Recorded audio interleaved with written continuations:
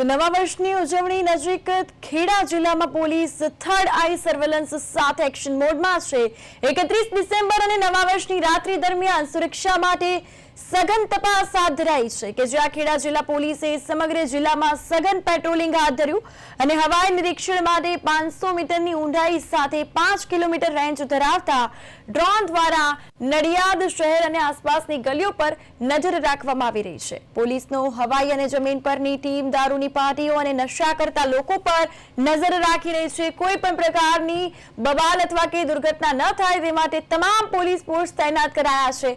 સાથે આપણે પણ જણાવી દઈએ કે દારૂ અને ડ્રગ્સ પર હાઈટેક વોચિંગ અને ડ્રિંક એન્ડ ડ્રાઈવ રોકવા માટે ઉચ્ચ તકનીકી સાધનો સાથે 900 થી વધુ પોલીસ કર્મચારીઓ અને 60 થી વધુ અધિકારીઓ સંપૂર્ણ કાર્યવાહી પર નજર રાખશે। વર્ષ 2025 પૂર્ણતાના આરે હોય અને 2026 આજે 31 ડિસેમ્બર છે। લોકો નવા વર્ષની ઉજવણી માટે દરેક પોતાના પરિવાર સાથે બહાર નીકળતા હોય છે।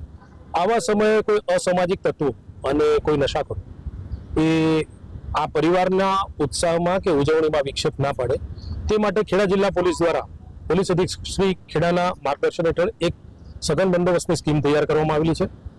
જે સ્કીમની અંદર સ્ટેટિક પોઈન્ટો મૂકવામાં આવેલા છે, નાકાબંધી, વાહન ચેકિંગના પોઈન્ટો, અને એ તમામ પોઈન્ટો ઉપર પોલીસ દ્વારા બ્રેથ એનાલાઇઝર કે જે કોઈ નશાકારક પીણું પીધેલું હશે તો એને ટ્રેસ કરી શકે તેના માટે બ્રેથ એનાલાઇઝરનો ઉપયોગ કરવામાં આવશે તમામ પોલીસ સ્ટેશનોમાં। સાથે સાથે બોડી વોર્ન કેમેરા કે જેથી કરીને કોઈની વર્તણૂક ખરાબ હોય તો એ ખરાબ વર્તણૂકવાળા ઇસમોનું રેકોર્ડિંગ કરી અને તેને લગતા પુરાવા પણ રહે